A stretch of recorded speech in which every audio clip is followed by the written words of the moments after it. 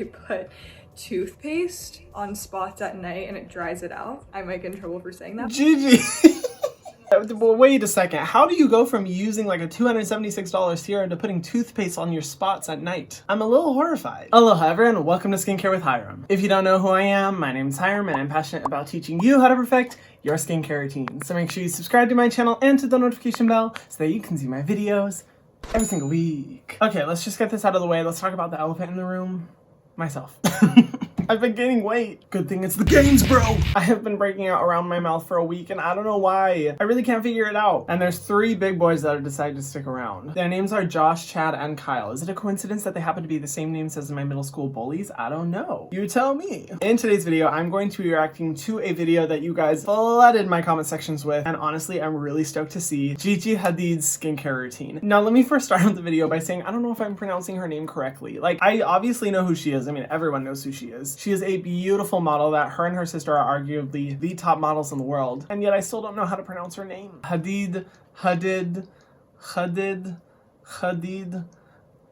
I don't know. Please educate me in the comment section. I would really appreciate it because I genuinely want to know how to correctly pronounce her name and not just pronounce it in the way it's popularized, but I don't even know if I'm saying it correctly. So any help would be really helpful. But yes, I'm going to be reacting to Gigi's skincare routine. I just saw her skincare routine come up on Vogue and it says Gigi's Guide to Post-Pregnancy Skincare and Contouring. I didn't even know she was pregnant. Am I a fake fan? I didn't even know. But good for her. Congratulations on the pregnancy and the baby. Very impressive. I could never do it. Well, I definitely will never be doing it. I'm not exactly predisposed to. But I've seen many pictures and videos of her. She has beautiful skin, and so I can't wait to see what her skincare routine is. So let's get into it. If you don't know me, I've worked as a skincare specialist, but I am not a licensed esthetician or a dermatologist, nor do I ever claim to be or know more than either of them. If you are struggling with your skin, please go see your esthetician or dermatologist to get that shit treated. These are just for fun and for information's sake, to talk about our love for skincare and just for me to be able to share my opinions. Hello, Vogue Beauty Secrets. It's Gigi. Oh, I love her earring. To finally be here to share my secrets.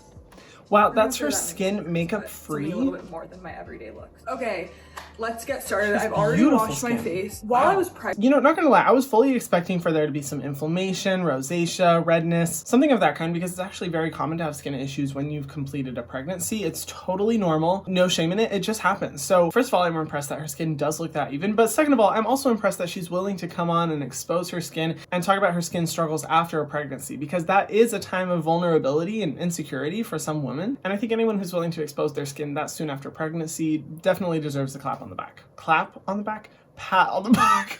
I'm just not even gonna get into that. Let's just pretend that didn't happen. Let's get started. I've already washed my face. While I was pregnant, I really moved towards like really clean products, natural. So I used a brand called Oliveda, and it's just olive tree extract, and they have everything from cleanser to moisturizer, oils. So I really enjoyed using that, but that was also like during the summer, and now I have moved into kind of my winter routine, which really for me is about a thicker moisturizer because my skin gets so dry. I mean, my skin's always dry. This is the moisturizer that I just started using. I'm really loving it. Oh, she just goes in right with the moisturizer. This is Oh, interesting. Okay, I was kind of expecting to see like a cleanser or something along those lines, but maybe she already cleansed. I mean, I don't blame her. Cleansing on camera is like not a fun thing to do. It's very messy. It gets all over the place. You don't want it to get into your mic. I feel the struggle. But she does say she has dry skin and she did enjoy using Oliveda. Now, I am familiar a little bit with Oliveda. I mean, they focus on the benefits of olive oil, and I've always been someone who has never liked unrefined, not cosmetic grade olive oil because it can be pore blocking. As for cosmetic grade olive oil, I think it's fine. It's just when I see it at the top of an ingredient list, I know that it's not necessarily for my skin because I have more combination to oily skin, while people who would benefit more from olive oil are people with drier skin. That being said, olive oil on its own is not a necessarily good moisturizing agent, but olive extract is a great ingredient and has so many benefits for the skin. And I think it's great to find in skincare products. I don't remember what the ingredient list of all of the Oliveda products are. Obviously, my brain is not an encyclopedia. I can barely remember my own birthday, but there are a lot of benefits to olive extract. But she first goes in with a moisturizer from Dr. Jart. Now, Dr. Jart is one of those brands that God damn it, their products just perform so well. They have beautifully performing products, and as much as I want to love every single product in their line, the majority of their products do contain essential oils. They are a fan of the essential oils, and I'm definitely not a fan. But to be honest, I can't remember all of the ingredients in that one. If I remember, it does have some essential oils. What I do know about that moisturizer is that so many people I know who struggle with eczema or severely dry skin love that product, and I can honestly understand why. The few times I've used it, it definitely has this beautiful, rich texture that feels amazing. But yeah, looking at the ingredient list, it has such a beautiful blend of really moisturizing agents alongside soothing and antioxidant extracts. Unfortunately, it does have bergamot oil and geranium oil, both of which I consider to be fragrant essential oils, and I think that's the main reason why I didn't continue using that product, and personally why I actually wouldn't recommend it to people who do have eczema prone skin, because eczema is flared up by any type of fragrance, and fragrant essential oils tend to be highly irritating to the skin, even at low concentrations, for anyone who does have really compromised or sensitive skin. But I mean, besides that, it has a great ingredient list. It's a little expensive, but hack, if you do want Dr. Jart skincare but don't want to have to pay the USA prices, just order it from a Korean skincare website, because you can find them for a lot cheaper, because they're way more affordable in Korea and for some reason way more expensive in the USA. This is Odacite. This is the very, very dry skin. This is it pronounced Odacite? Like, go through this quickly. And I really like to exfoliate. I've always said Audacité.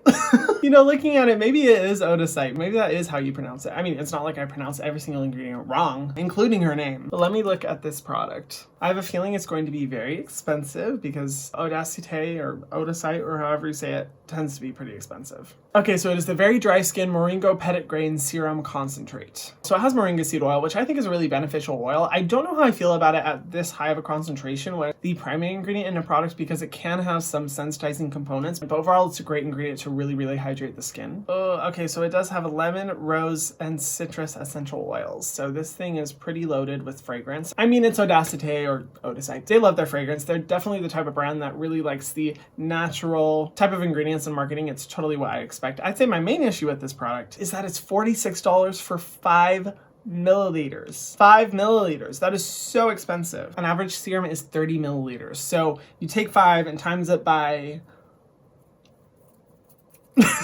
Math was never my strong suit, okay? 5 times 6 is 30?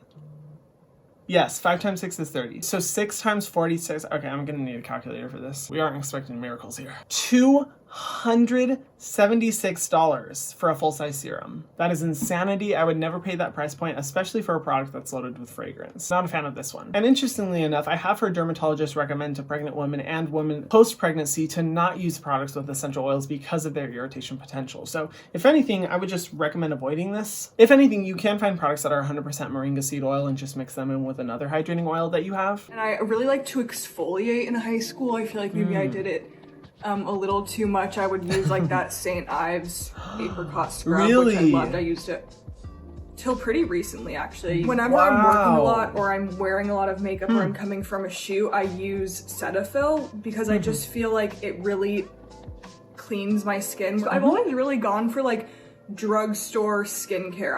I don't think, I mean, unless pregnancy I feel like is different and I really wanted something clean for that. But before that, I really just wanted good product, and I don't always think that you have to pay a lot for that. Wow, I'm not super surprised that she used St. Ives, because I feel like we've all gone a little bit through a St. Ives moment. I mean, I didn't, but that's because I'm better than you. I'm kidding. I literally used it in a video not that long ago. That's even more disappointing, to be honest. But Cetaphil cleanser is totally fine. I have a lot of you guys asking if a Cetaphil cleanser is okay to use, and I think it is. It's not my favorite formula because it does include sodium lauryl sulfate, which can be a little bit stripping on the skin, although it is effective. And while I don't believe it's the best cleanser, I do think it is a good cleanser to help get like makeup, dirt, and debris off of your skin, especially if you're coming from a shoot with a lot of makeup on your skin. And it's not bad. It totally depends on your skin type. One thing I do want to talk about though is that she talks about how when she was pregnant, she wanted to move towards more natural, clean products. Now, this notion concerns me a little bit, and here's the reason why. In terms of ingredient safety, potential for irritation, potential for skin risks, there are so many more risks within natural skincare as opposed to highly tested, highly filtered synthetic ingredients. And I know synthetic sounds bad, but here's the thing. In terms of what scientists and dermatologists have studied for years and years and years, a lot of the non-flashy, intimidating synthetic ingredients are way safer for the skin than naturally derived ingredients. Because when something something is synthetically made, you know all of the factors that are contributing to the makeup of the ingredients. So you're able to know exactly what's in it and what will cause skin irritation and what will not. And you can filter out those components that do cause skin irritation. When it comes to natural extracts or essential oils, there are so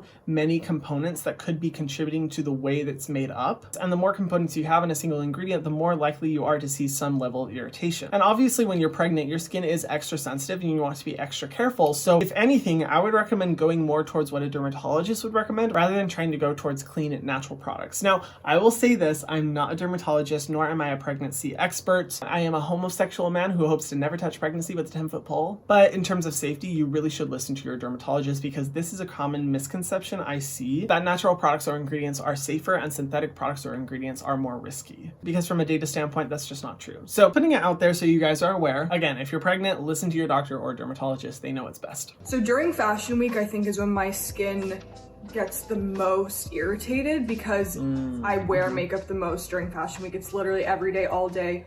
Multiple makeup looks, multiple hands. They take the same makeup brush all the way down the line on 30 girls. So it touches a lot of faces, and I feel like that's when I start to get irritated around and spots around my chin, around my nose, obviously also stress too and not sleeping probably enough. I do extractions myself. I've never really had like a facialist. I don't know. I'd rather like do it to myself and learn how to do it gently.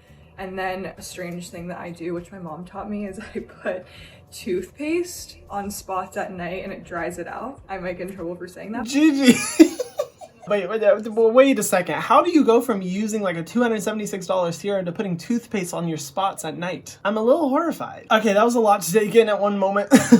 Okay, so yes, when I did the collab with Karlie Kloss, she did talk about how makeup artists will use the same brushes on all the models, which just sounds like eye styes and breakouts waiting to happen. That is awful. I don't know why there isn't something to fix that. I mean, it's New York Fashion Week. Y'all have money. Get a brush cleaner or get more makeup artists so that you don't have to do that because that sounds horrible. Buy the artist some new brushes. That's all it takes. But she talks about how she does extractions at home. I just really do not recommend this. Extractions are a thing that can really, really fuck up your skin. On my nose, I have some broken capillaries that are because I decided to do extractions on my own. And the only way I can get those fixed is through expensive laser treatment. And all because I wanted to do extractions myself. And funny enough, actually, I was talking with Karlie Kloss about that and she struggled with the same thing. So I just don't recommend extractions. They can be very risky. Go to a professional for that. And then finally, the old toothpaste on the pimple at night trick.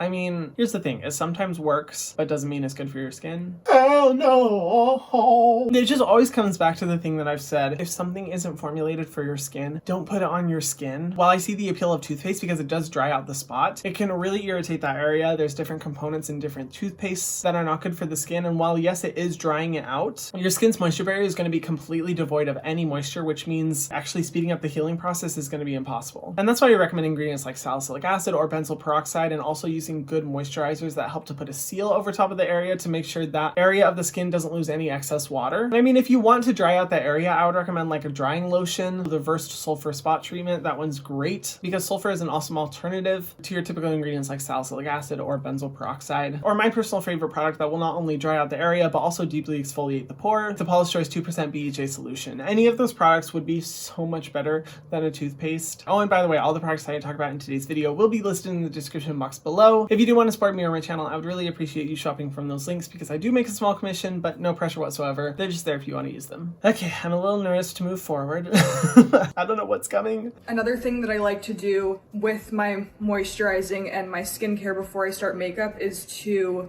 moisturize my lips. When you moisturize your lips in the beginning, then it can kind of sit on your lips through your routine so that when you get to lipstick at the end, it's sat for a bit. That's a good point. This is called the 101 ointment, but it's like for everything. I think all-purpose ointments are great. You can put it on your lips. Then I dab it where my skin feels dry, sometimes like on the tip of my nose.